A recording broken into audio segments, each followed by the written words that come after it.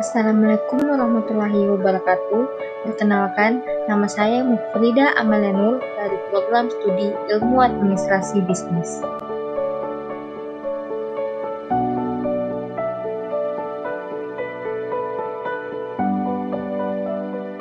Selamat datang dalam pembelajaran Sistem Informasi Manajemen. Kali ini saya akan membawakan materi berjudul Data, Informasi, dan Knowledge.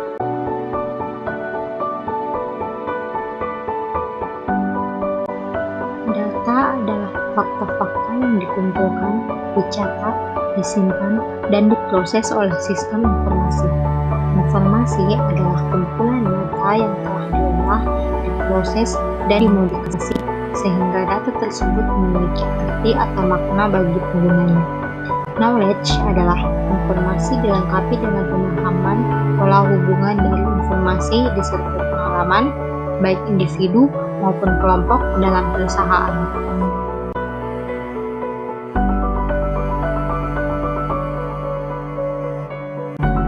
Data dapat diartikan pula sebagai representasi dunia nyata yang mewakili suatu objek tertentu seperti manusia, hewan, peristiwa, konsep, keadaan, dan lain-lain yang direkam dalam bentuk angka, huruf, simbol, teks, gambar, bunyi, atau kombinasinya.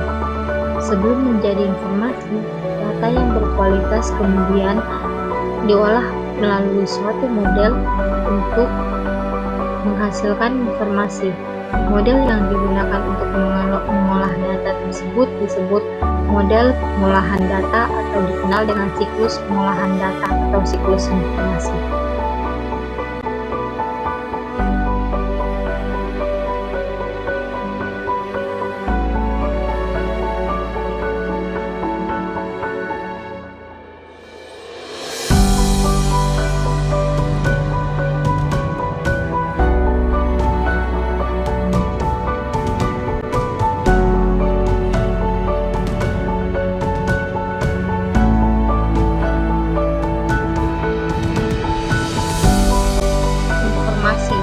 Kualitas informasi tergantung pada 4 hal, yaitu akurat, tepat waktu, relevan, dan ekonomis.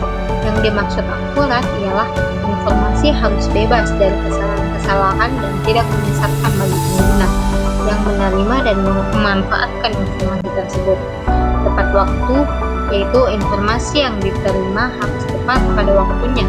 Informasi yang usang atau terlambat tidak mempunyai nilai yang baik bagi pengguna tertentu, sehingga bila digunakan sebagai dasar dalam pengambilan keputusan akan berakibat fatal. Relevan artinya informasi harus mempunyai relevansi atau manfaat bagi si pengguna. Relevansi informasi untuk satu pengguna tertentu dengan yang lainnya berbeda. Ekonomis artinya informasi yang dihasilkan mempunyai manfaat yang lebih besar dibandingkan dengan biaya mendapatkannya.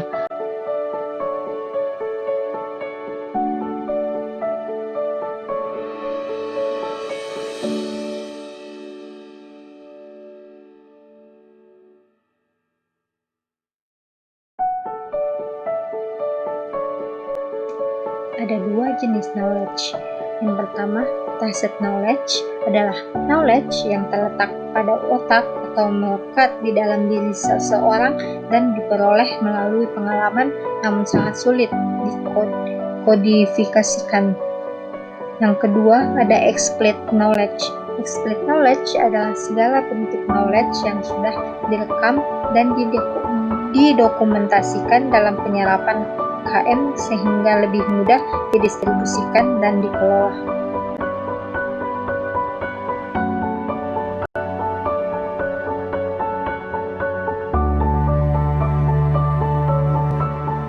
Selanjutnya yaitu perilaku informasi. Perilaku informasi merupakan keseluruhan perilaku manusia yang berkaitan dengan sumber dan saluran informasi. Merupakan upaya untuk menemukan informasi dengan tujuan tertentu sebagai akibat dari adanya kebutuhan untuk memenuhi tujuan tertentu. Merupakan perilaku di tingkat mikro, berupa perilaku mencari yang ditunjukkan seseorang ketika berinteraksi dengan sistem informasi. terdiri dari tindakan-tindakan fisik maupun mental yang dilakukan seseorang ketika menggabungkan informasi yang ditemukannya dengan pengetahuan yang sudah dimiliki sebelumnya.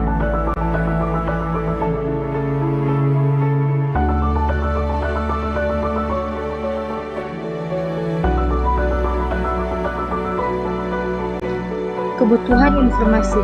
Pengguna membutuhkan informasi yang akurat, relevan, ekonomis, cepat, tepat, serta mudah mendapatkannya. Pada saat ini, pengguna dihadapkan kepada beberapa permasalahan seperti banjir informasi, informasi yang disajikan tidak sesuai, kandungan informasi yang diberikan kurang tepat, jenis informasi kurang relevan, bahkan ada juga informasi yang tersedia namun tidak dapat dipercaya.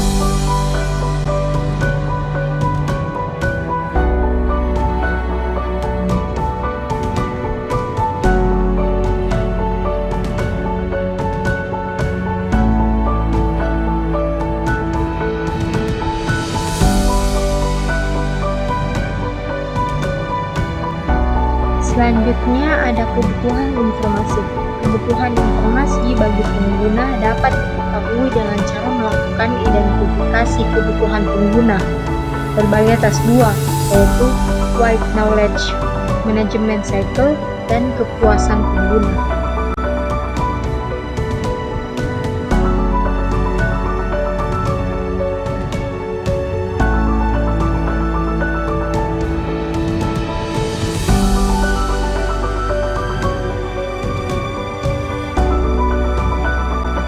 Yang pertama, Weak Knowledge Management Cycle. Siklus Knowledge Management Weak menjelaskan bagaimana pengetahuan dibangun dan digunakan oleh individu ataupun organisasi. Ada 4 tahap dalam siklus ini seperti build atau membangun knowledge, hold atau menyimpan knowledge, pull atau mengumpulkan knowledge, use atau menerapkan knowledge.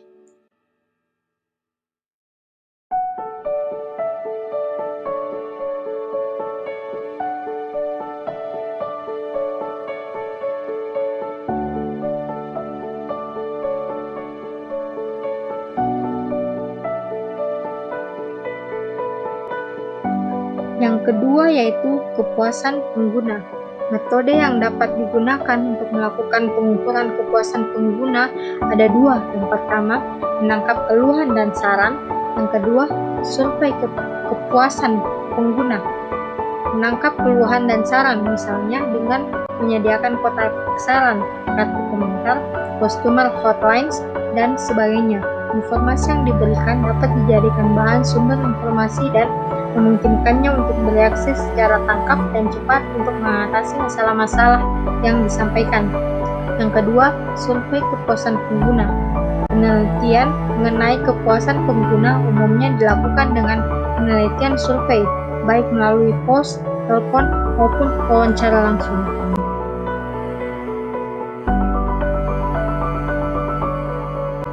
Sekian dari pembawaan materi saya, kurang dan lebihnya mohon dimaafkan. Wassalamualaikum warahmatullahi wabarakatuh.